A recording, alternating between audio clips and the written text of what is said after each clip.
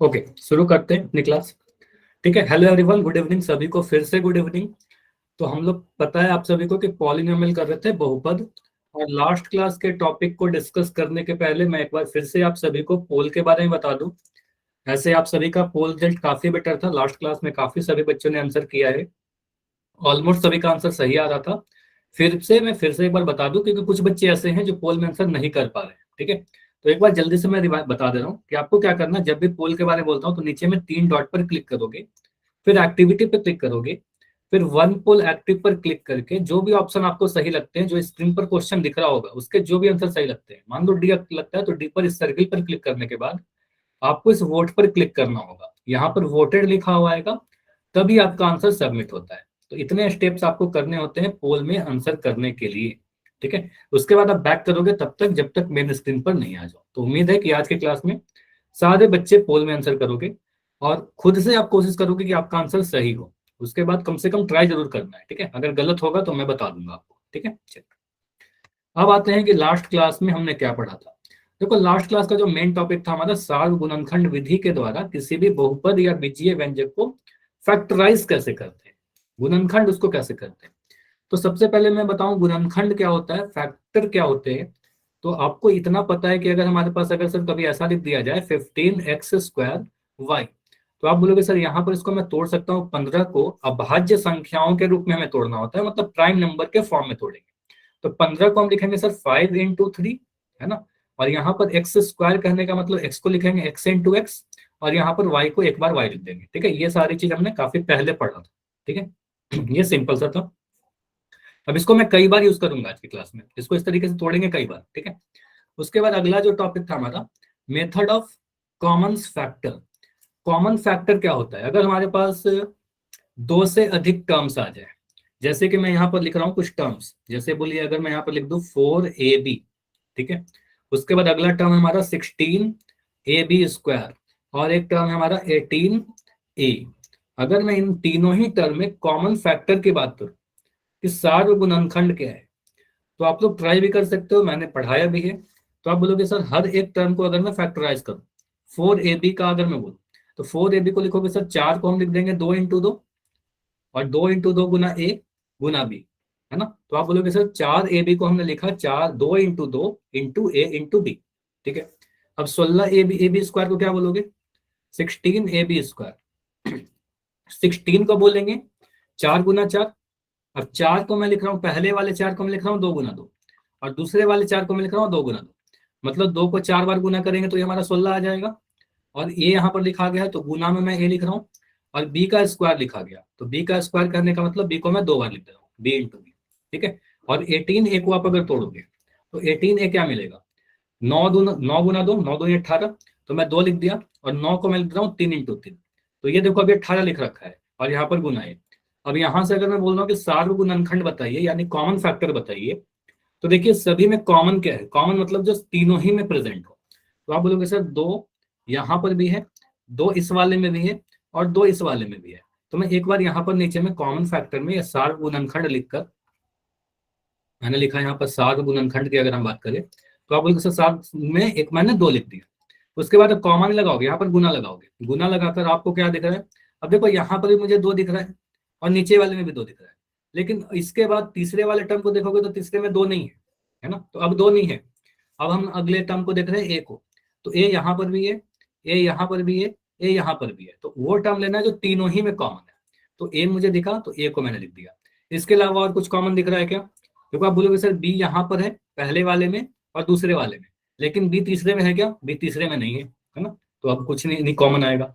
तो अब सीधे सीधे हम कहेंगे सर 2 × a कहने का मतलब 2a हमारा क्या होगा, सार्व गुणनखंड कहलाएगा। तो ये समझ में आया कि इन तीनों का सार्व गुणनखंड क्या होगा, बताइए। इन दोनों का सार्व गुणनखंड 2a आ जाएगा। ठीक है, अब मुझे बताइए इसके अलावा मैंने एक चीज और बताया था आप सभी को, इस सार्व गुणनखंड मेथड को यूज करके हम लोग किसी दिए गए बहुपद को फैक्टराइज कैसे करते हैं। जैसे ये क्वेश्चन में दे रहा हूँ 5xy + 15xz, ऐसे मैं क्वेश्चन लिख दिया।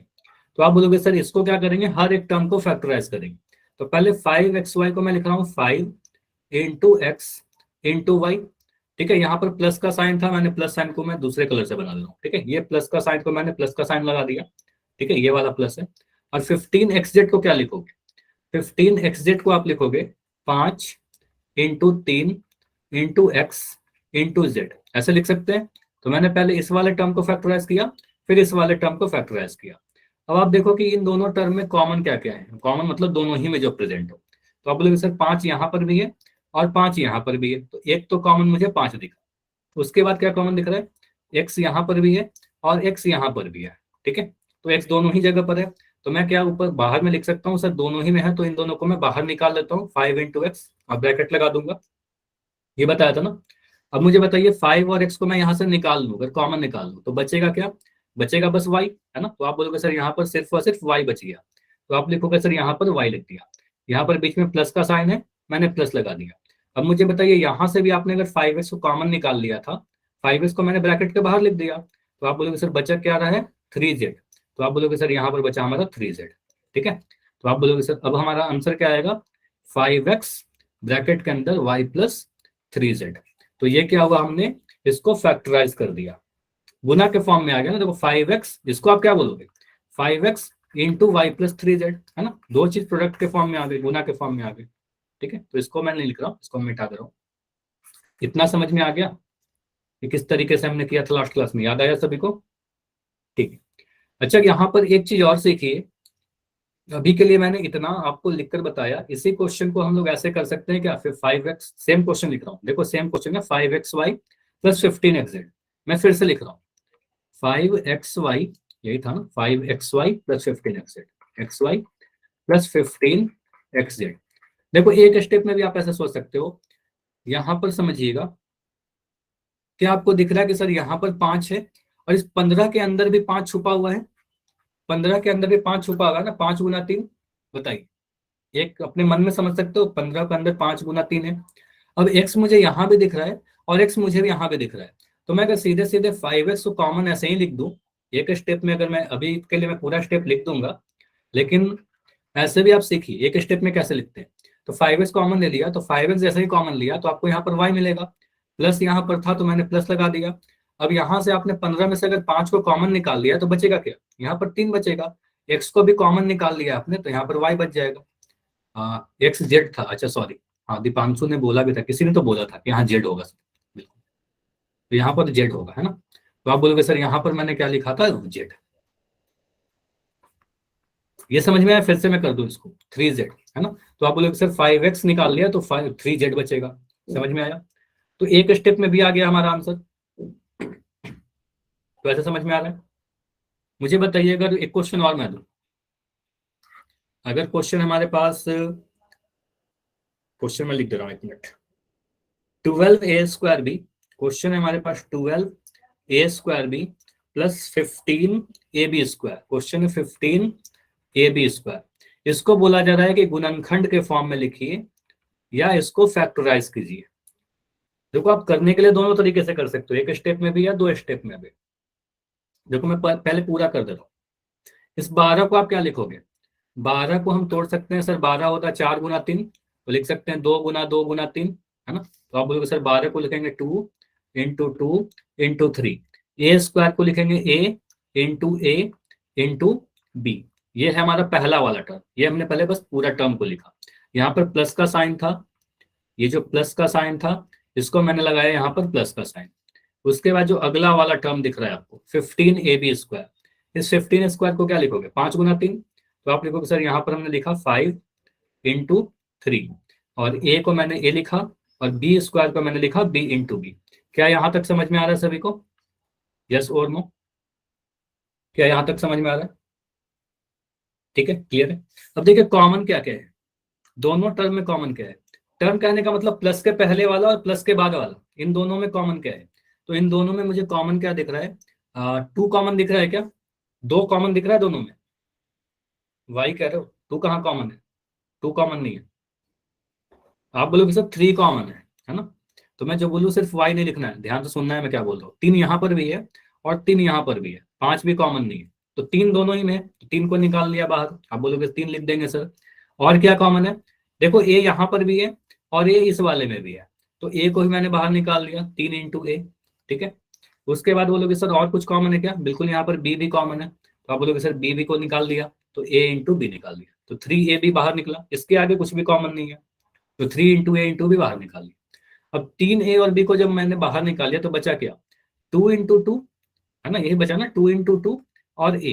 तो आप बोलोगे सर यहाँ पर लिखा 2 इंटू टू इंटू ए, प्लस ये वाला प्लस है हमारा प्लस, और ये 3 ए बी को जब आपने बाहर निकाल लिया तो बचा 5 बी, है ना, 5 और बी, तो यहाँ पर लिखा 5 इंटू बी। इसको आप सोल्व कर लीजिए तो आपको मिलेगा 3 ए बी और ये बचा 4 ए प्लस 5 बी। तो ये समझ में आया मैंने कैसे किया? ये समझ में आया कैसे किया गया? अब मैं एक स्टेप से, मतलब आप इसको थोड़ा शॉर्टकट करके देखते हैं, ठीक है, थोड़ा शॉर्ट टर्म में करके देखते हैं और मुझे बताना आपको कौन सा आसान लग रहा है। मैं छोटा वाला जो मेथड बता रहा हूँ वो आसान लग रहा है या ये वाला आसान लग रहा है? ठीक है, ये सारी चीजों को मिटा के मैं एक बार लिख दे रहा हूँ। देखो, मैं सेम क्वेश्चन लिखूंगा ऊपर में। क्वेश्चन है हमारे पास, क्वेश्चन क्या था? 12 A square B plus 15 A B square. ठीक है, यही क्वेश्चन है, 12 A square B plus 15 A square B. मुझे बताइए 12 और 15 में कॉमन क्या है? जो संख्या है उसमें कॉमन क्या है? कोई नंबर ऐसा है क्या जो 12 को भी डिवाइड कर दे और 15 को भी डिवाइड कर दे? 3। सबसे बड़ा नंबर खोजना है, सबसे मैक्सिमम, हाईएस्ट फैक्टर। तो आप बोलोगे 3 दोनों ही में दिख रहा है सर, 3 को मैंने बाहर निकाल दिया। अब देखो यहाँ ए स्क्वायर है और यहाँ पर ए है, तो मैंने आपको इस तरीके से ही बताया था कि अगर मैं एक्स स्क्वायर और एक्स का पावर 5 में कॉमन पूछूं तो आप क्या बोलोगे? इन दोनों में कॉमन पूछो तो क्या बोलोगे? जो चर का जो छोटा वाला पावर होता है वही कॉमन हो जाता है। तो आप बोलोगे सर एक्स स्क्वायर और एक्स के पावर 5 में एक्स स्क्वायर कॉमन होगा। तो कभी भी वेरिएबल को कॉमन निकालने के लिए पूछे ना, तो हमेशा सिंपली आंख बंद करके आप बोलोगे जो सबसे छोटा वाला पावर होगा सर वो कॉमन होगा। मैं एक और क्वेश्चन पूछ ले रहा हूँ, ये छोटी छोटी चीजें अगर समझ जाओगे तो फिर बड़ा, कितना बड़ा क्वेश्चन आगे कर लोगे। अगर मैं बोल रहा हूँ यहाँ पर x का पावर 8 और यहाँ लिख दिया x का पावर 20, इन दोनों में कॉमन क्या है? तो आप इसको क्या x को 8 बार गुना करके लिखोगे, x को 20 बार गुना करके लिखोगे, तब तो काफी टाइम लग जाएगा, है ना। तो सीधे बोलेंगे सर यहाँ पर छोटा पावर क्या है? x का पावर 8 है ना, तो इन दोनों में कॉमन क्या होगा? x का पावर 8 कॉमन ले लेंगे। ठीक है, अब x का पावर अगर 8 कॉमन ले लोगे तो यहाँ पर x के पावर 20 के जगह पर बचेगा क्या? चलो इसको मैं थोड़ी देर में बताऊंगा। ठीक है, चलिए अभी इसको समझिए। तो यहाँ पर आप बोलोगे सर 3 ए स्क्वायर और ए में कॉमन क्या है? तो ए स्क्वायर और ए में ए छोटा वाला पावर है, तो ए को कॉमन लिया। अब यहाँ पर देखो बी है और इस वाले में बी का वर्ग है, तो बी और बी स्क्वायर में कॉमन क्या होगा? बी और बी स्क्वायर में कॉमन क्या होगा? छोटा वाला पावर, तो बी। ठीक है, तो 3 ए बी को कॉमन ले लिया। अब सोचो 12 ए स्क्वायर बी में से अगर 3 ए बी को कॉमन निकाल दिया, बाहर निकाल दिया, तो बचेगा यहाँ पर क्या?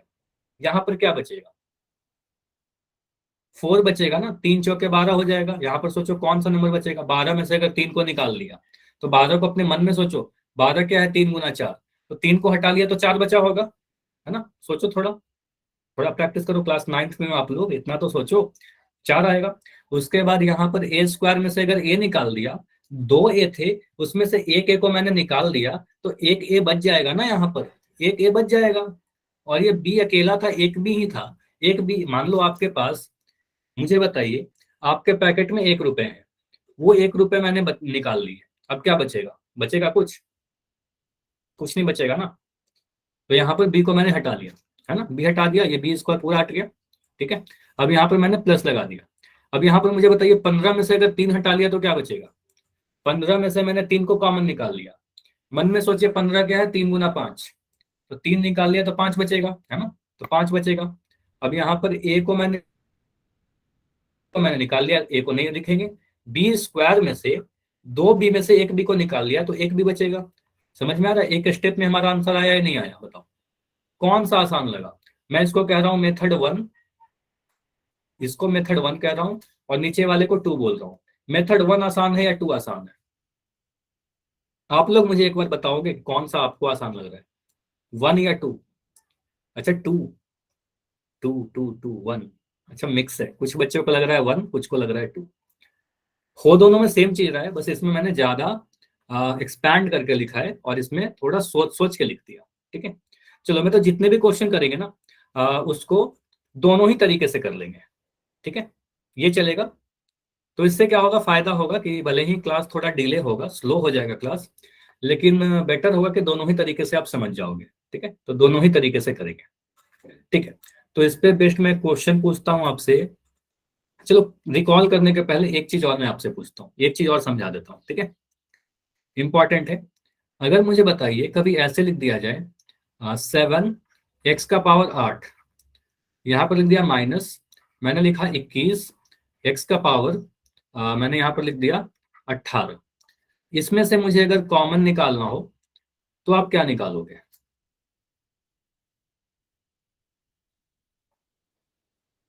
देखो, 7 और 21 में कॉमन क्या आएगा? 7 यहाँ पर है और 21 यहाँ पर है, तो 7 और 21 में तो 7 कॉमन आ जाएगा, 7 कॉमन आ जाएगा। और मुझे बताइए, x का पावर 8 और x के पावर 18 में कॉमन क्या आएगा? इन दोनों में कॉमन क्या आएगा? x का पावर 8 है ना, छोटा वाला पावर को कॉमन ले लेते हैं, तो ये मिलेगा सर आपका 7 x का पावर 8। ठीक है, अब ये ब्रैकेट, अब यहाँ पर आप बोलोगे सर ब्रैकेट आपने निकाल दिया कॉमन निकाल के, अब 7 x का पावर 8 पूरा ही निकाल दिया, तो यहाँ पर क्या बचेगा? मुझे ये आपसे जानना है कि यहाँ पर आप क्या लिखते हो, 0 लिखेंगे या 1 लिखेंगे? जतिन कह रहे हैं कि 1 लिखेंगे, वेरी गुड, सभी का आंसर बिल्कुल सही है, बहुत अच्छी। तो यहाँ बोलोगे सर अगर सारे चीज को हम लोग कॉमन निकाल लेते हैं तो वहां पर 1 बचेगा, है ना, कुछ भी नहीं है तो यहाँ पर 1, क्योंकि आप बोल सकते हो सर 7 x के पावर 8 को ऐसा लिख सकते हैं ना, × 1। जब ये आपने निकाल लिया तो 1 वहां पर रह जाएगा, तो यहाँ पर लिखेंगे 1 माइनस, देखो 21 में से अगर मैंने 7 को निकाल लिया तो क्या बचेगा? अब ये मत करना कि 21 में से 7 घटा देना, ऐसा मत करना। 21 7 × 3 सोचोगे, 21 को आप लिखोगे 7 × 3। अब आपने 7 अगर निकाल लिया सर तो 3 वहां पर बचा होगा, तो 3। और x का पावर कितना बचेगा ये आप बता सकते हो क्या? यही इंपॉर्टेंट है कि x का पावर क्या आएगा यहाँ पर, x का पावर क्या आएगा? Very good, very good, very good. तो आप बोलोगे सर यहाँ पर x का पावर 18 में से अगर आप x के पावर 8 को कॉमन लोगे तो अब क्या बचेगा? यहाँ पर x का पावर 10 बचेगा, क्योंकि आपको पता है सर x का पावर 8 इंटू एक्स के पावर 10 को हम करेंगे, सॉरी इसको मिटा रहा हूँ, x के पावर 8 इंटू एक्स के पावर 10 करेंगे तो ये हमारा x का पावर 18 मिल जाएगा। यानी इन दोनों को गुना करने पर हमारा x का पावर 18 मिलेगा।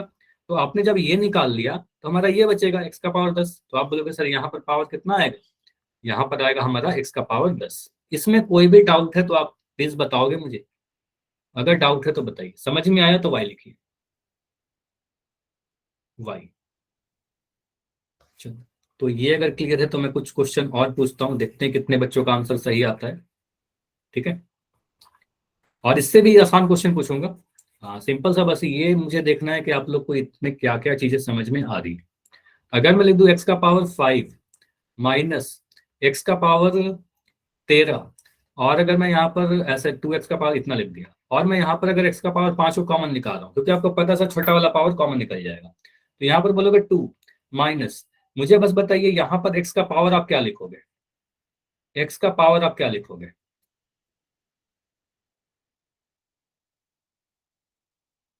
8, वेरी गुड।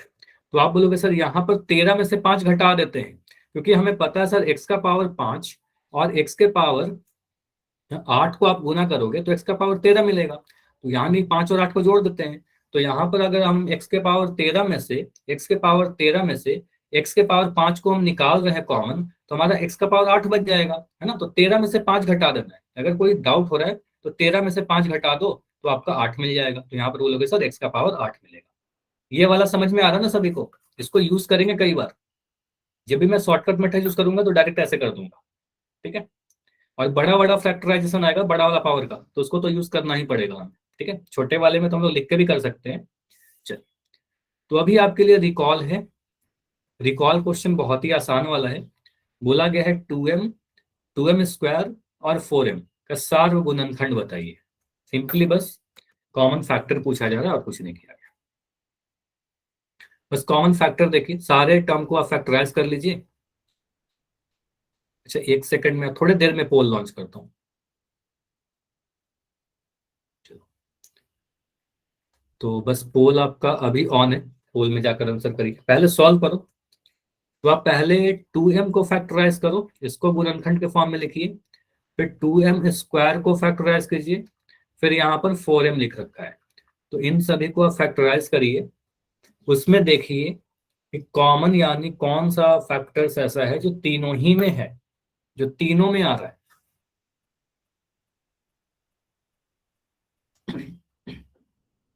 अच्छा, क्लास में 35 के आसपास बच्चे हैं और पोल में भी सभी के आंसर आना चाहिए। अगर क्लास में 35 हो तो 35 आंसर आना चाहिए, अगर 30 बच्चे हो तो 30 आंसर आना चाहिए। कोई भी बच्चा बस बैठा नहीं रहेगा। सही करो या गलत करो, आंसर जरूर करो, क्योंकि सही या गलत तभी होगा जब आप आंसर करोगे। आंसर ही नहीं करोगे तो ना ही प्रैक्टिस होगा, नहीं आप सीख पाओगे। ठीक है, तो कम से कम ट्राई जरूर किया करें हर क्वेश्चन को, कोई भी क्वेश्चन हो, चाहे आसान हो चाहे टफ। ठीक है,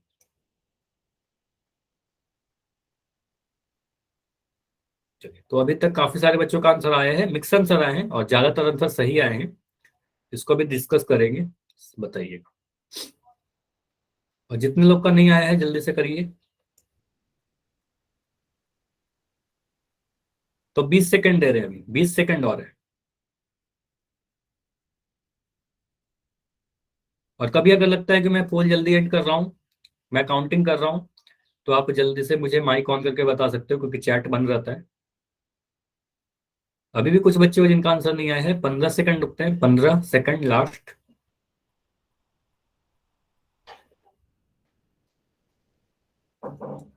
10 सेकंड लास्ट, आंसर कीजिए जल्दी से। अगर आपने अभी तक डिसाइड कर लिया है तो जाइए पोल सेक्शन में आंसर कीजिए, ज्यादा समय नहीं है।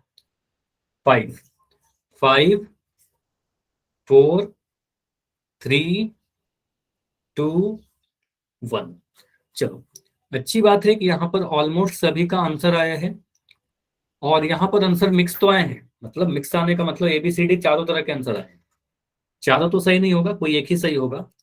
देखो, आप सीखना क्या गलती कर रहे हो, इसको नोटिस करना। देखो, 2m को आप क्या लिखोगे, 2 गुना m। 2m को आप लिख सकते हो ना, 2 को m से गुना करेंगे तो सर 2m मिलेगा। तो अच्छा, चैट में बंद करिए, कुछ भी चैट में मत लिखिए अभी, अभी चैट को बंद करिए। 2m² को आप क्या बोलोगे, 2m² कहने का मतलब m×m, m को 2 बार गुना किया गया।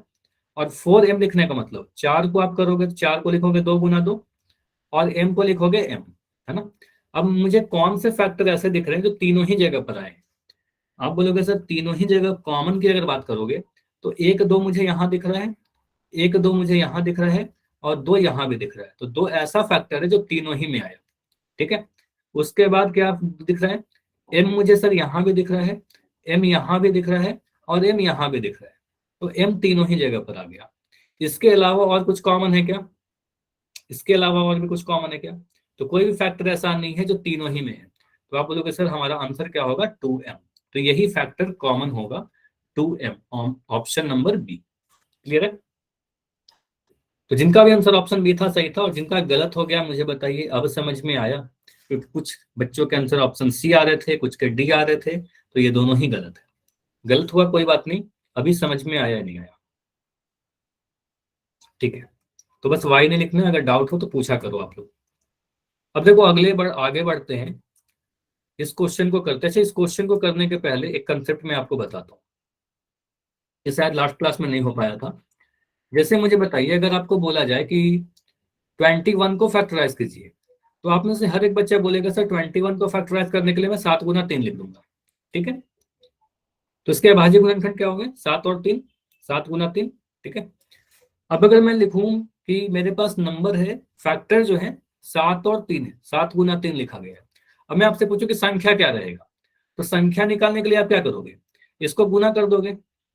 तो यहां से हमें समझ में आ रहा है कि जिस भी चीज को हम लोग तोड़ते हैं, वापस से इसको अगर हम गुना करेंगे तो वही वाला नंबर मिल जाएगा, है ना। तो इसको आप गुना करोगे तो फिर से 21 मिल जाएगा। ठीक है, तो अगर हमारे पास मान लो कोई एक बहुपद लिखा गया है और इसको मैंने फैक्टराइज किया, तो कुछ समथिंग आया ए और बी, है ना। अब मैं वापस से इसको जब गुना करूंगा तो वापस से यही वाला गुणनखंड बहुपद या व्यंजक मिल जाएगा या नहीं मिलेगा। जो भी हमारा फैक्टर होगा उसको फिर से गुना करेंगे तो हमारा पुराना वाला बहुपद या व्यंजक मिल जाएगा, है ना। तो कभी मैं क्वेश्चन ऐसे अगर आपसे पूछूं कि हमारे पास एक व्यंजक है, पहले पोल करने के पहले मैं क्वेश्चन दे रहा हूं आपको। क्वेश्चन है हमारे पास, मैंने लिख रखा है यहाँ पर कि क्वेश्चन है हमारे पास 2x स्क्वायर। ठीक है। और 7x² माइनस 9x+5, 9x+5 बोला गया है कि ये हमारा गुणनखंड है ना, ये क्या है, गुणनखंड के फॉर्म में आपको लिख रखा है। तो आपसे पूछा गया कि बीजीय व्यंजक बताइए या बहुपद बताइए। तो बीजीय व्यंजक या व्यंजक निकालने के लिए क्या करेंगे, गुणनखंड को गुना कर देंगे, है ना। जैसे आपने 7 और 3 को गुणनखंड के फॉर्म में लिख रखा था, संख्या चाहिए था तो आपने इसको गुना कर दिया, 21 मिल गया। इसको आप गुना कर दीजिए। और ये गुना कभी आपसे द्विपदी का द्विपद आ सकता है, द्विपद का त्रिपद आ सकता है, ये ऑलरेडी मैंने आपको गुना करने के लिए सिखा रखा है। ये कौन सा है, एक पदी का त्रिपदी वाला गुणन है। तो आपको पता है इसका रूल कि बाहर में सर जो भी संख्या लिख रखा है 2x², इसको अंदर के हर एक टर्म से गुना करेंगे, है ना। तो आप बोलोगे सर 2x² को पहले हम किससे गुना करेंगे, 2x² को पहले 7x² से गुना करेंगे, दोनों ही पॉजिटिव थे तो प्लस का साइन लगाया। फिर यहाँ पर 2x² प्लस है, 9x के आगे माइनस का साइन है तो प्लस माइनस माइनस आ जाएगा। तो यहाँ पर बोलोगे सर 2x² को 9x से गुना करेंगे, है ना। उसके बाद बोलेंगे सर इस 2x² को इससे हमने गुना कर लिया, इससे भी कर लिया, हम इससे भी करना पड़ेगा, तीनों ही से करना पड़ेगा। तो अब 2x प्लस का साइन लगाकर, क्योंकि 5 के आगे प्लस का साइन है, तो आप बोलोगे सर 2x² गुना 5 कर देंगे, दोनों ही पॉजिटिव था तो पॉजिटिव आया। तो 2x² इंटू 5 किया, मतलब 2x² को पहले इससे गुना किया, फिर 2x² को इससे गुना किया, फिर 2x² को इससे गुना किया, तीनों ही से गुना किया। अब इसको गुना कर लो, ये तो काफी आसान है ना।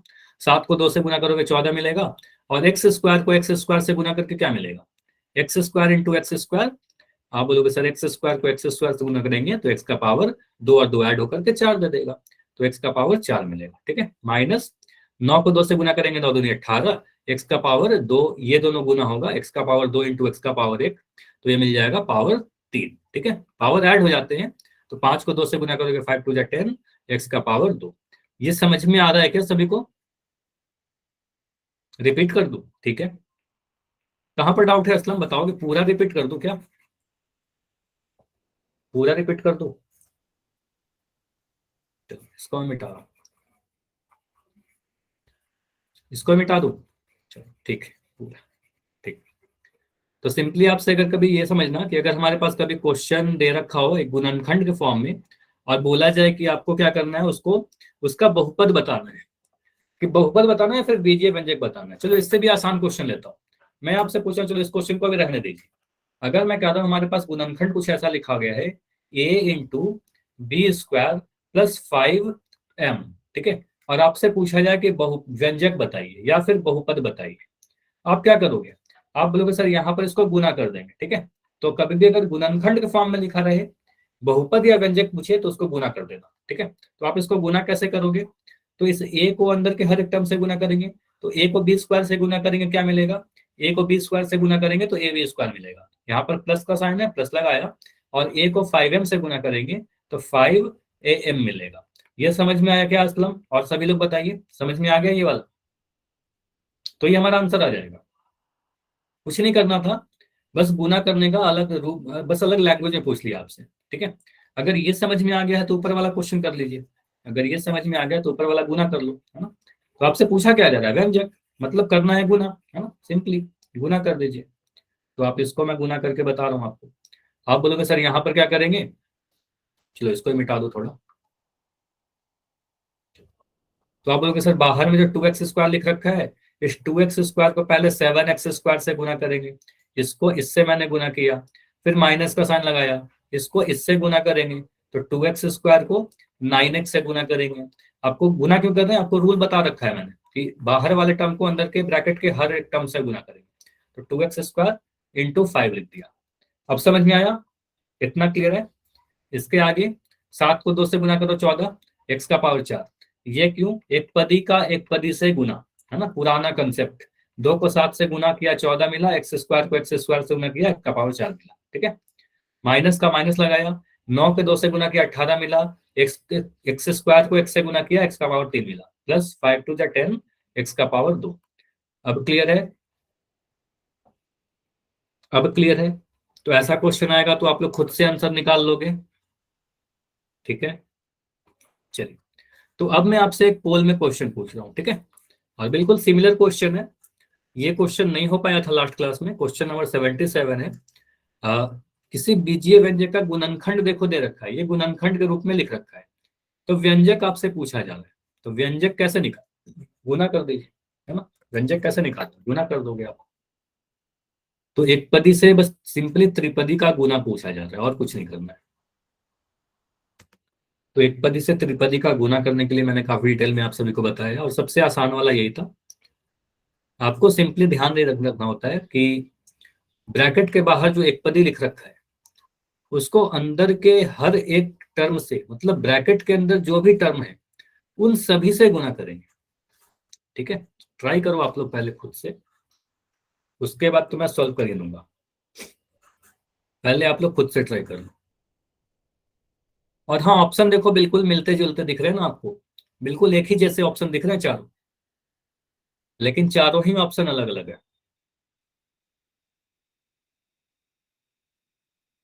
सिंपली आपको बस गुना कर देना है। आपको पता है कभी भी टर्म और ब्रैकेट के बीच में कोई साइन नहीं रहे तो यहाँ पर एक गुना का साइन प्रेजेंट होता है। ठीक है, उसको लिखते नहीं है, उसको लिखने का कोई जरूरत है नहीं।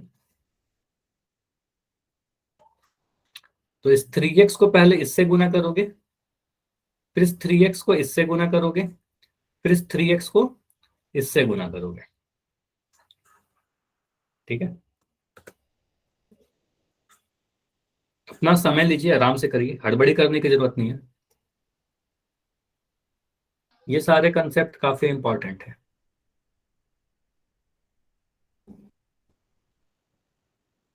जब आप अपने क्लास का मैथ सॉल्व करते हो तो वहां पर कहीं ना कहीं ये सारी चीजें यूज आती हैं। अगर ये सब सीख जाओगे तो फिर आपको कैलकुलेशन में कभी प्रॉब्लम नहीं होगा, काफी जल्दी जल्दी आप कर पाओगे। ठीक है, चलो। और अभी आप अपना टाइम, एक बार सीख जाओगे फिर प्रैक्टिस करते करते वो फास्ट हो जाएगा। अभी आप सीख रहे हो तो पहले धीरे धीरे करिए।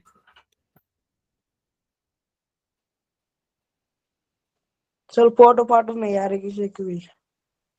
क्या बोल रहे हो मोहित, फिर से बताइए। फोटो नहीं आ रही, ना आंसर जा रहे ना आ रहे। आंसर नहीं जा रहे हैं, काफी बच्चों का आंसर आ गया है ऐसे। एक बार आप लेफ्ट करके ज्वाइन कर लोगे, एक बार लेफ्ट करिए और जल्दी से ज्वाइन करो तो जल्दी से ठीक हो जाएगा शायद।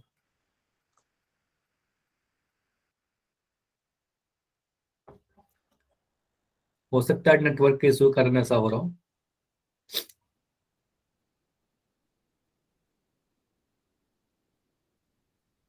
चलिए, तो अभी तक जितने आंसर आए हैं उसमें 3 आंसर गलत है, बाकी सभी का आंसर सही है। ठीक है, और मोहित अगर फिर से भी अगर सही नहीं हो, आंसर नहीं कर पा रहे हो, तो अभी मैं पोल को एंड करके चैट ऑन करूंगा, तो चैट में आप अपना आंसर दे देना। ठीक है, अगर पोल में नहीं कर पा रहे हो तो। अभी 5 बच्ची और हो जिनका आंसर नहीं आया है, 15 सेकंड और होते हैं, लास्ट 15 सेकंड्स। चलो, ज्यादातर बच्चों के आंसर सही है। 4 बच्ची और हो जिनका आंसर नहीं आया। 10 सेकंड्स, लास्ट 10 सेकंड, अब नहीं बैठना है, जाकर आंसर कीजिए। 5, 4, 3, 2, 1। चलो, तो इस क्वेश्चन को ही मैं एंड करता हूं। पहले तो मैं आप सभी को वेरी गुड बोलूंगा कि क्लास में जितने बच्चे हो ऑलमोस्ट सभी का आंसर आया है, और ऑलमोस्ट सभी का आंसर सही भी है। ठीक है, काफी अच्छी बात है। इसका मतलब ये सारी चीजें आपको समझ में आ रही है, वेल डन। आप बोलोगे सर यहाँ पर क्या करेंगे, 3x को 7y से गुना करेंगे। तो आप एक स्टेप पे भी लिख सकते हो, काफी बार हमने ये कर रखा है। अभी के लिए मैं लिख दे रहा हूँ इसको, चलो एक स्टेप में लिख दूं। 7 को 3 से गुना करोगे 21 मिलेगा, 7 को 3 से गुना करोगे 21 मिलेगा। एक्स को एक्स से गुना करेंगे तो एक्स का स्क्वायर मिलेगा, एक्स को एक्स से गुना करेंगे एक्स का स्क्वायर मिलेगा, और यहाँ पर वाई मिला, है ना। जैसे कि अगर मैं साइड में ऐसे लिख के बताऊं, 3x को गुना करना है 7y से, तो 7 को 3 से गुना किया 21 मिला, एक्स को एक्स से गुना किया एक्स का पावर 2 मिला, और वाई अकेला था वाई लिख दिया, तो वही 21 एक्स स्क्वायर वाई यहाँ दिख रहा है। ठीक है, उसके बाद प्लस का साइन लगाया। अच्छा, अगर मुझे बताइए, ये क्वेश्चन आपके एग्जाम में आएगा, इससे भी समझो ऑब्जेक्टिव में काफी कुछ फायदा होता है अगर ऑप्शन रहता है तो। अगर ये क्वेश्चन आपके एग्जाम में आया, आपने अगर इतना गुना कर लिया, तो मुझे दिख रहा है कि अगर ऑप्शन मेरे पास है, अगर ऑप्शन है तो ऑप्शन है में 21y² है, ये आंसर नहीं हो सकता। ऑप्शन बी में देखो 21x² y² है, y का पावर 2 आ गया, जिसके कारण ये आंसर नहीं हो सकता। ऑप्शन सी को देखो 21xy है, यहाँ पर पावर 2 नहीं है ना x के ऊपर, तो ये नहीं होगा, यहाँ पर पावर मिसिंग है ना। तो आप बोलोगे सर ऑप्शन डी में देखो 21x² y है, तो यही हमारा आंसर हो जाएगा। तो बस इतना देख के मैं आंसर कर सकता हूँ, समय बचेगा ना हमारा। अगर हमारे पास ऑप्शन है तो सीधे पता चल रहा है कि ऑप्शन डी सही होगा, लेकिन इसको हम और भी कर लेते हैं, क्योंकि अगर मान लो कि अगर ऑप्शन नहीं रहेगा फिर तो आपको करना पड़ेगा ना। चलो अब मैं इसको गुना करता हूँ इससे, तो 10 को 3 से गुना करेंगे 30 मिलेगा, और x को y से गुना करेंगे तो xy मिलेगा। ठीक है, प्लस लगा दिया। 3x को 3 से गुना करना है, 3 को 3 से गुना किया 9 आया, और x ये वाला है ना, ये वाला x को लिख दिया। तो हमारा देखो आंसर ऑप्शन डी आ रहा है, 21x² y plus 30xy plus 9x। और 30xy प्लस 9x तो यहाँ पर सभी जगह पर है, ऑप्शन इसमें नहीं था। ठीक है, बाकी सभी जगह तो है ना, तो ऑप्शन नंबर डी सही होगा। समझ में आया? क्लियर हुआ कि ऑप्शन डी क्यों होगा? अच्छा, दोबारा से कौन सा पार्ट में प्रॉब्लम है बताओगे आप? सर ये 30xy। कौन सा 30xy? चलो यहाँ पर ये वाला समझ में आया, पहला स्टेप। Yes sir. ठीक है, तो इसको मैं क्या कर रहा हूँ, चलो इसको मैं थोड़ा सा और मिटा रहा हूँ ऊपर। चलो ये पता है ना कि बाहर वाले टर्म को अंदर के हर एक टर्म से गुना करेंगे, तो मुझे इससे तो मैंने गुना कर लिया था अभी, इसको मुझे इससे भी गुना करना पड़ेगा। तो मैं नीचे देखो लिख रहा हूँ 3x को मैं 10y से गुना कर रहा हूँ। तो 3x को अगर मैं 10y से गुना करूंगा तो 3 को 10 से गुना करेंगे तो 30 मिलेगा, और x को y से गुना करेंगे तो xy मिलेगा, है ना। तो हम लिखेंगे सर, यहाँ पर लिखेंगे 30xy। ठीक है, उसके बाद प्लस का साइन लगाया, 3x को 3 से गुना करेंगे तो 3 3 9, और 9x ये वाला x जो था यहाँ पर लिखा। अब समझ में आया? Yes sir. चलिए ठीक है, तो ऑप्शन नंबर डी इस क्वेश्चन का बिल्कुल सही है। चलो, अच्छा कुछ बच्चे कह रहे हैं आवाज में प्रॉब्लम आ रही है। जिनको सही से आवाज आ रही है एक बार वाई लिख कर कंफर्म करिए। तो आवाज में प्रॉब्लम आ रही है दीपू के नाम से जो बच्चे हो, आप एक बार लेफ्ट करके ज्वाइन कर लो। 2 बच्चे को नहीं आ रही है आवाज, 2 बच्चे को प्रॉब्लम है, तो जिनको भी नहीं आ रही है ना 1 2 बच्चे लेफ्ट करके ज्वाइन करिए, नेटवर्क का इशू हो सकता है। ठीक है, चलो अब देखो यहाँ पर क्या लिख रखा है, पदों के पुनः समूहन द्वारा गुणनखंड, फैक्टराइजेशन बाय रीग्रुपिंग टर्म्स। अब आपको कभी भी परिभाषा नहीं पूछा जाएगा आपके एग्जाम में कि रीग्रुपिंग ऑफ टर्म्स क्या होता है, पुनः समूहन क्या होता है ना। बस इसको हम लोग उदाहरण से समझते हैं कि इसमें हम लोग करते क्या है ना, किस तरीके से हम लोग इसको फैक्टराइज करते हैं। और इसको मैं मोस्ट इंपॉर्टेंट बोलूंगा, बहुत ही ज्यादा इंपॉर्टेंट है, हर एक छोटा छोटा चीज आपको समझना है। अगर डाउट हो बस डी लिखना, एक बार भी डी लिखोगे मैं आपका नाम लेकर आपसे पूछ लूंगा कि क्या डाउट है आपको। ठीक है, चलिए देखो यहाँ पर मैं कुछ भी नहीं पढ़ा रहा हूँ, सिंपली आपसे पूछ रहा हूँ कि 2xy plus 2y plus 3x plus 3 को क्या करना है, गुणनखंड करना है। क्या करना है, फैक्टराइज करना है।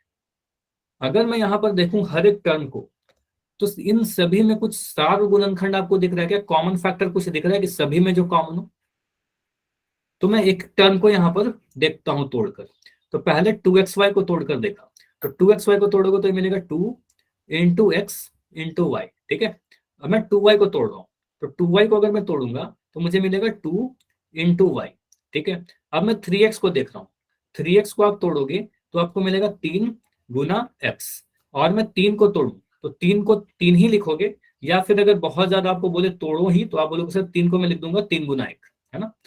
अगर कोई नंबर प्राइम नंबर है, जैसे कि मैंने लिख दिया 5, अब 5 को लिखना हो तो क्या करेंगे, 5 गुना 1 लिख देंगे। अगर मेरे पास 13 लिख रहा है तो 13 को क्या लिखेंगे, 13 गुना 1 लिख देंगे। ठीक है, वो टूट गया, है ना। चलिए अब ये मैं मिटा रहा हूँ।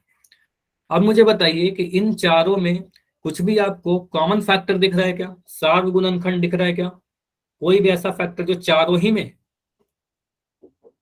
मैं आपसे पूछ रहा हूं सार्व गुणनखंड, तो आप बोलोगे सर कोई भी सार्व गुणनखंड नहीं है यहाँ पर, है ना।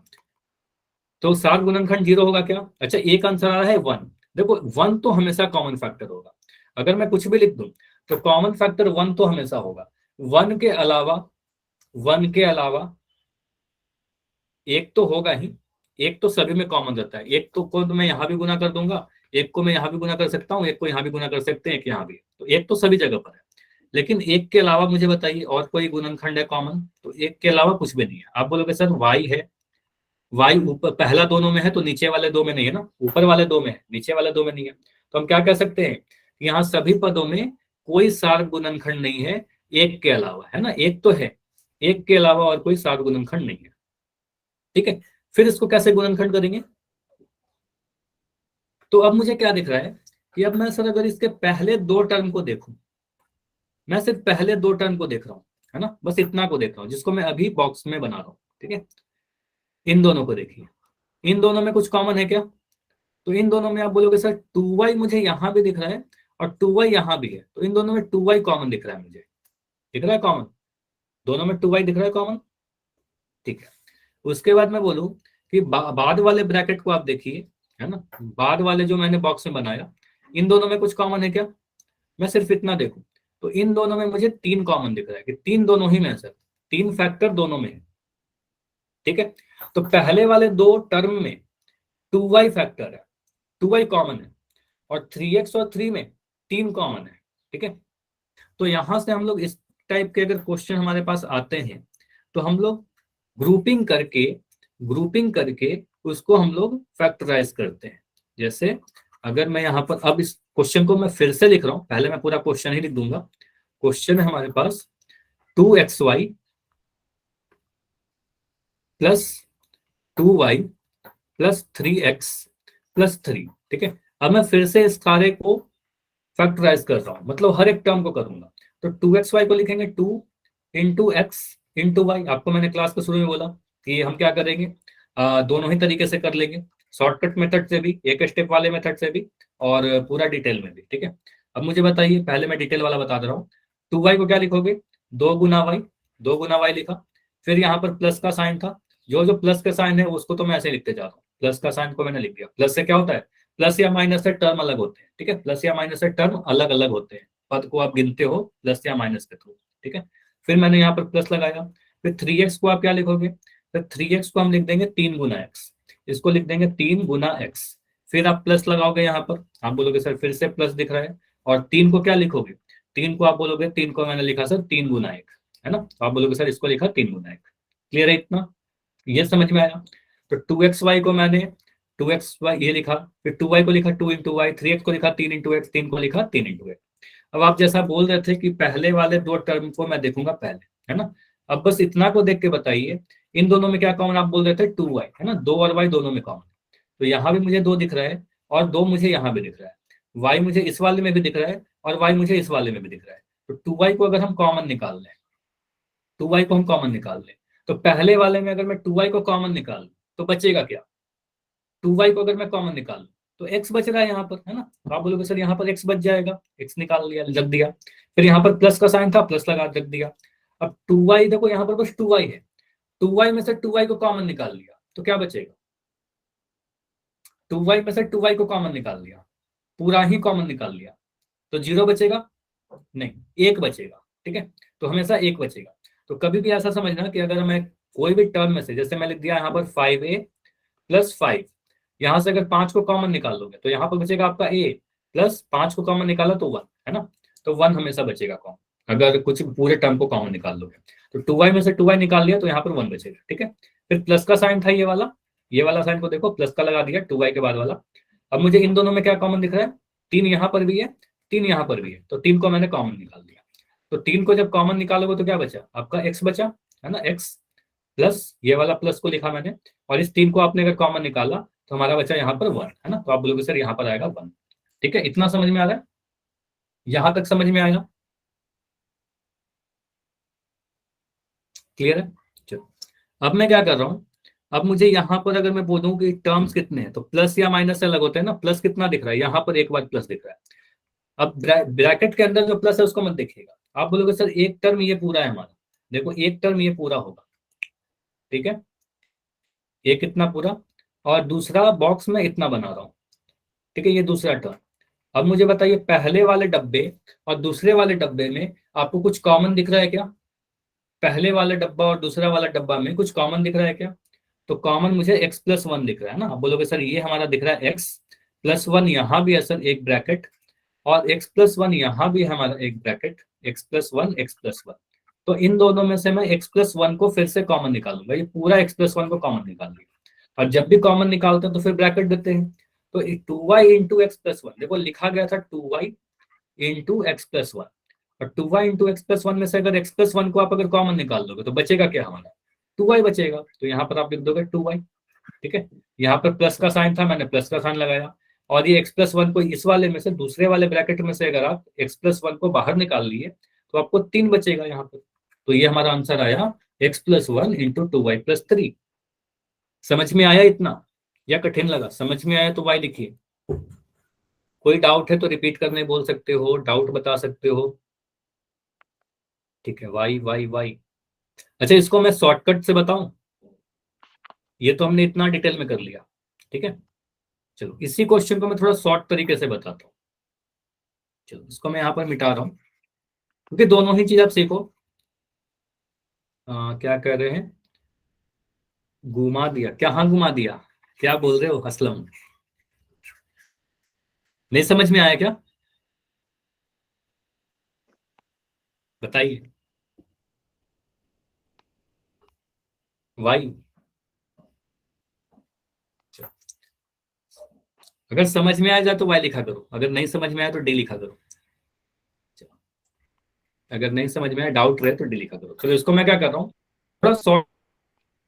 चलो वाई लिख रहे हो मतलब समझ में आ रहा है। चलो इसको थोड़ा शॉर्ट तरीके से कर रहे हैं। अगर किसी का माइक ऑन है तो प्लीज बंद कर दो, शायद किसी का ऑन।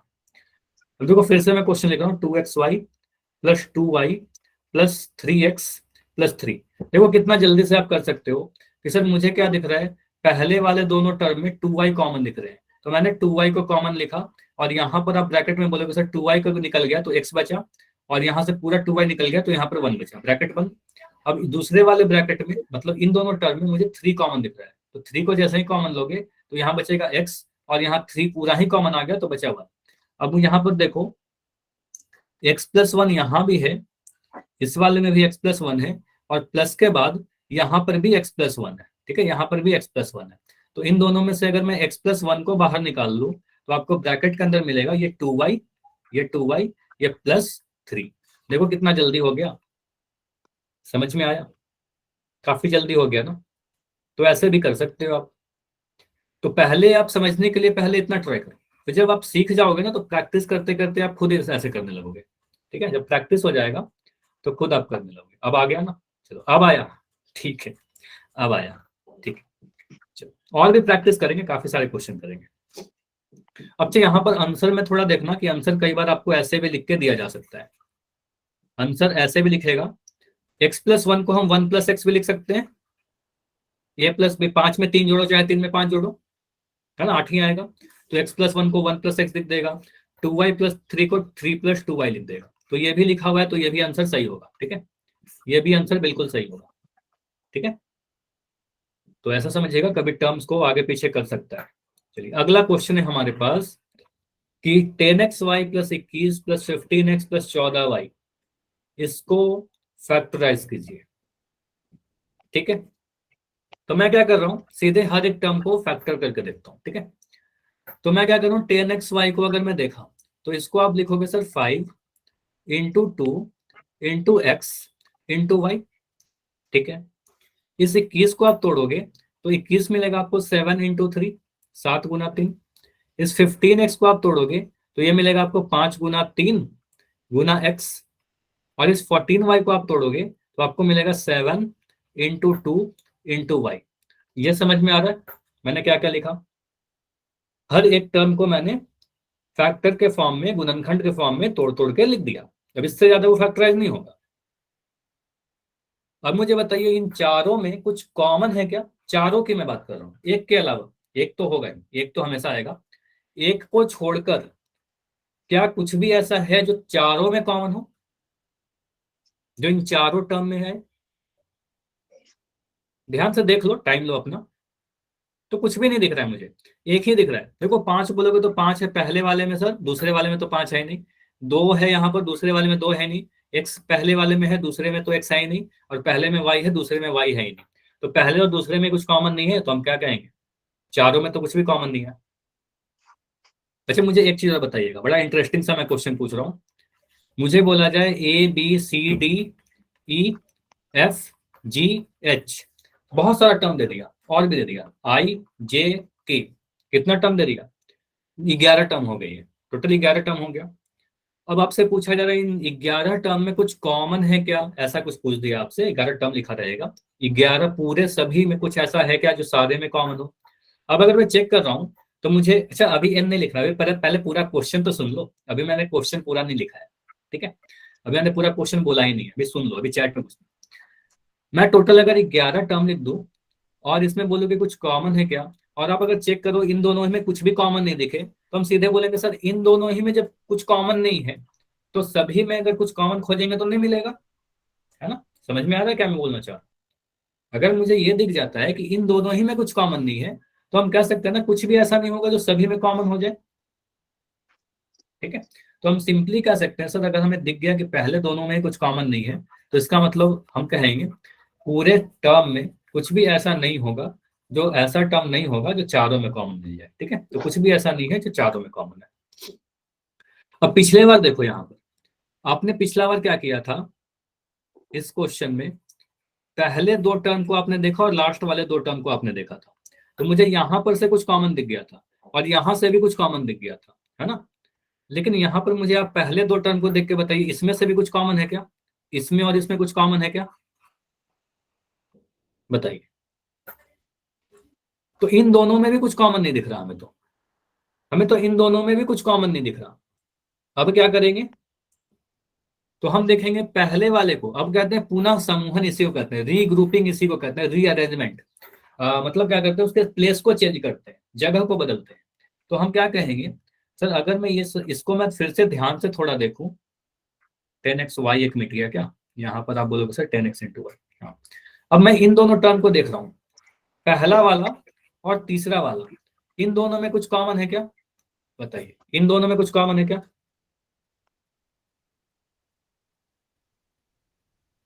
हाँ, आप बोलोगे सर यहाँ पर इन दोनों में कुछ कॉमन है, तो उसको अरेंज करते हैं। बस इसमें क्या सीखना है आपको कि अरेंज हम लोग कैसे करें, उसको किस तरीके से हम लोग अरेंजमेंट करते हैं। तो देखो इसको क्या करेंगे, इन सारी चीजों को मैं मिटा रहा हूँ। अब हम इस टर्म को, इस पूरे टर्म को सेम चीज लिखा, आपको पता ना अगर मैं a प्लस बी प्लस सी लिखूं तो इसको हम ऐसे भी लिख सकते हैं a plus C plus B, है ना, लिख सकते हैं। या मैं आप लोग डी लिख दिया तो ऐसे भी लिख दिया, अगर मैं चाहूं तो ऐसे भी लिख सकता हूँ D plus C plus B plus A. तो एडिशन में तो कैसे भी लिख सकते हो आगे पीछे, है ना, उससे कोई फर्क नहीं पड़ेगा। तो उससे मैं क्या कर रहा हूँ, ये दोनों टर्म बिल्कुल सेम है।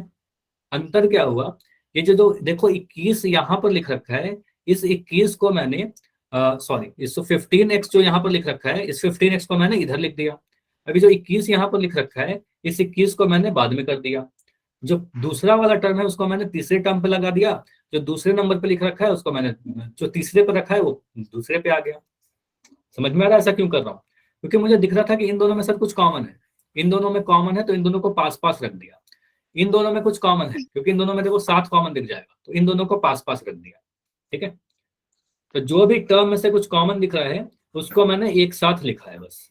समझ में आया ये, बताइए। फिर से मैं दिखा रहा हूँ इसको, ठीक है। पहले ये लिखा हुआ था, ठीक है, पहले ये लिखा गया था, इसको मैंने ऐसे लिखा, इसमें किया क्या गया है 15x को बस मैंने आगे कर दिया और 21 को मैंने पीछे कर दिया। समझ में आया इतना, समझ में आया। अब ये करने से क्या फायदा होगा, अब इस करने से ये फायदा होगा या फिर से आप अगर इसको फैक्टराइज करो, देखो आप इसको क्या बोलोगे सर यहाँ पर 10xy में, चलो मैं यहाँ पर ऐसे लिख रहा हूँ 10, चलो इसको मैं थोड़ा सा मिटा के लिख रहा हूँ, हेलो 10, चलो 10 को मैं लिख रहा हूँ 5 into 2 into X into Y, ठीक है, अभी तोड़ा भी था थोड़ी देर पहले, प्लस 15 को मैं फिर से तोड़ रहा हूँ 5 गुना 3 गुना एक्स, 21 को मैं तोड़ रहा हूँ 7 गुना 3 और 14 को मैं लिख रहा हूँ 7 इंटू 2 इंटू वाई, ठीक है। समझ नहीं आया प्रियंका, क्या नहीं समझ में आया, फिर से मैं समझाऊं क्या इसको, चलो इसको मिटा दो। पहले माइक ऑन करोगे प्रियंका, माइक ऑन करिए पहले, माइक ऑन कर लो।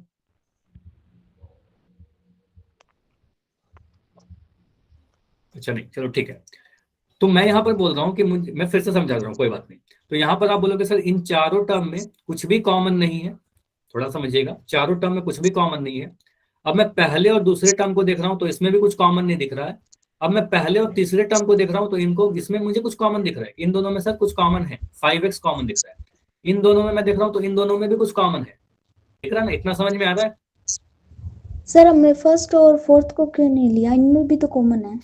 हाँ, इसमें भी कॉमन है, लेकिन पहले समझते हैं कि चलो ठीक है, मैं आपका भी क्वेश्चन पे आता हूँ, मैं उन दोनों को भी अगर ले लूंगा तो उसको भी रिग्रुप करके देखेंगे आंसर आता है कि नहीं आता है, ठीक है। मान लो अगर मैं पहले आपका भी डाउट मैं लेता हूँ, पहले मैं जो कर रहा हूँ वो करते हैं, ठीक है। फिर मैं क्या करूंगा, इन दोनों को भी एक साथ करके देख लेंगे, ठीक है। इनमें भी कुछ कॉमन है, y कॉमन है ना, आप ये करो सर y कॉमन है और भी 2 भी कॉमन है शायद, है ना, तो उसको भी करके देख लेंगे, ठीक है। समझ में आया। अगर मैं पहले क्या कर रहा हूँ, इन दोनों को एक साथ रख रहे हैं, ठीक है। तो यहां मैंने क्या किया, 10xy और 15x को एक साथ रखा। उसके बाद 21 और 14y में कुछ कॉमन दिख रहा था कि 7 कॉमन है, इन दोनों को एक साथ रखा, ठीक है। इस तरीके से मैंने रीअरेंज किया। अब मैं इन दोनों में से पूछ रहा हूँ क्या कॉमन है, मैं जो पूछ रहा हूँ उसका आंसर दीजिए, फिर मैं आपका भी क्वेश्चन करूंगा। इन दोनों में क्या कॉमन है, आप देख के बता सकते हो। 10 और 15 में क्या कॉमन है, 10 और 15 में 5 कॉमन है ना, और x दोनों जगह दिख रहा है तो x यहां पर लिख दिया। इन दोनों में क्या कॉमन है, तो देखो 21 में भी 7 छुपा हुआ है, 14 में भी 7 छुपा हुआ है, तो इन दोनों में 7 कॉमन, ठीक है। तो मैं यहाँ पर इसको लिख रहा हूँ इस तरीके से, 10x plus 15x plus 21 plus 14y। अब इसको मैं थोड़ा शॉर्ट तरीके से बता रहा हूँ क्योंकि क्लास का समय हो चुका है, इस चीज को मैं अगले क्लास में भी डिस्कस करूंगा। अभी यहाँ पर मैं क्या कर रहा हूँ, 5x को मैंने कॉमन ले लिया, तो जैसे ही 5x को कॉमन लोगे तो यहाँ पर बचेगा 2 प्लस इसमें से आप 15 में से अगर 5 को कॉमन ले लोगे तो 3 बचा होगा, और x भी कॉमन आ गया तो बस, अच्छा यहाँ पर 10xy है ना, 10xy था तो 5x कॉमन लिया तो 2y बचेगा, 2y प्लस 3, ठीक है। उसके बाद आप बोलोगे सर यहाँ से 21 और 14y में 7 अगर कॉमन लोगे तो क्या बचेगा, 3 प्लस 2y। इतना समझ में आया क्या, 5x को कॉमन लिया तो 2y प्लस 3 बचा, 7 कॉमन लिया तो 3 प्लस 2y बचा, ये समझ में आ रहा है, ठीक है। अब यहाँ पर देखो 2y प्लस 3 यहाँ पर भी है और 2y प्लस 3 यहाँ पर भी है। देखो आप बोलोगे सर यहाँ तो 3 प्लस 2y है, तो 3 प्लस 2y को आप 2y प्लस 3 सोच सकते हो ना कि दोनों बराबर होंगे, तो दोनों जगह से मैं 2y प्लस 3 को आप कॉमन लूंगा। तो आप बोलोगे सर अगर 2y प्लस 3 को हमने कॉमन लिया तो बचेगा क्या, यहाँ पर बचेगा आगे वाला में से 5x और यहाँ पर 7, ठीक है। यहाँ पर बचा 5x और यहाँ पर बचा 7, ठीक है। और ये हमारा फाइनल आंसर होगा। तो इस तरीके से सॉल्व हुआ हमारा। अब आपका डाउट लेते हैं कि आप क्या कह रहे थे सर, पहला और चौथा में भी तो कुछ कॉमन था, वो भी करके देख लेते हैं। अगर मैं इस टाइप से लिखूं, 10xy लिख दिया, मैंने लिखा 10xy plus 14y plus 21 plus 15x, ठीक है। इन दोनों को एक साथ लिखा और इन दोनों को मैंने एक साथ लिखा। अब इसमें क्या कॉमन दिख रहा है आपको, इस दोनों में देखोगे ना तो मुझे 10 और 14 में 2 कॉमन दिख रहा है, ठीक है। 2 कॉमन दिख रहा है, 2 पंजे 10, 2 सत्ते 14, ठीक है। और मुझे y कॉमन दिख रहा है तो 2y को मैंने कॉमन लिया, ठीक है। 2y जब कॉमन लोगे तो आपको क्या मिलेगा, 5x प्लस 7, ठीक है। इतना समझ में आ रहा है, सभी लोग बताइएगा, ठीक है। अब अगले टर्म को देखिए। अब इन दोनों को आप देखोगे तो यहां से मुझे क्या कॉमन दिख रहा है, 21 और 15, 21 और 15x में क्या कॉमन दिख रहा है, तो 3 दोनों में कॉमन दिख रहा है, 3 सत्ते 21, 3 पंजे 15, तो मैंने 3 को अगर कॉमन ले लिया, 3 को मैंने कॉमन लिया तो यहाँ पर क्या बचेगा, 7 प्लस 5x, ठीक है। और 7 प्लस 5x और 5x प्लस 7 सेम है, तो यहाँ पर मैं 5x प्लस 7 को अगर कॉमन ले रहा हूँ तो फिर से आंसर दिख रहा है कि आपको 2y प्लस 3 मिल रहा है। ये समझ में आया,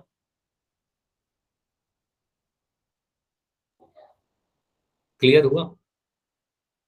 तो आप यहां से इन दोनों को मैंने लिया तो भी आंसर वही आया, इन दोनों को लिया तो भी आंसर वही आया। लेकिन इसका मतलब ये है कि जब भी मुझे कुछ भी कॉमन दिखेगा तो इस तरीके से कर सकते हैं नहीं, कई बार मैं कुछ क्वेश्चन ऐसा भी दिखाऊंगा कि पहले को तीसरे के साथ लेंगे, दूसरे को चौथे के साथ लेंगे तभी सॉल्व होगा। तो यही आपको प्रैक्टिस करके सीखना होगा कि किस टर्म को किसके साथ हम लोग ले कि हमारा सॉल्व हो जाए, ठीक है।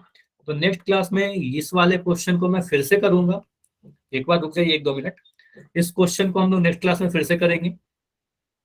हाँ, उसके बाद कुछ क्वेश्चन हम लोग ऐसा भी करेंगे जिसमें हम लोग कुछ अगर गलत तरीके से ग्रुपिंग करें तो हमारा आंसर ना आए, ठीक है। मतलब जो सुटेबल तरीका है, जिसको ग्रुपिंग जिसके साथ होना चाहिए वही ग्रुपिंग करेंगे तभी आंसर आएगा। यहाँ पर तो ठीक है आपने इसके साथ कर लिया तो भी आंसर आ गया, और पहला का चौथे के साथ कर लिया तो भी आंसर आ गया, ठीक है। और ये आप जितना प्रैक्टिस करोगे आपका क्लियर हो जाएगा, ठीक है। तो इस क्वेश्चन को थोड़ा प्रैक्टिस करिएगा, और शायद होमवर्क आज के क्लास के लिए कुछ टॉपिक कंप्लीट हो नहीं पाया है तो शायद होमवर्क नहीं सेंड करो, ठीक है। कोई डाउट है तो बताइएगा।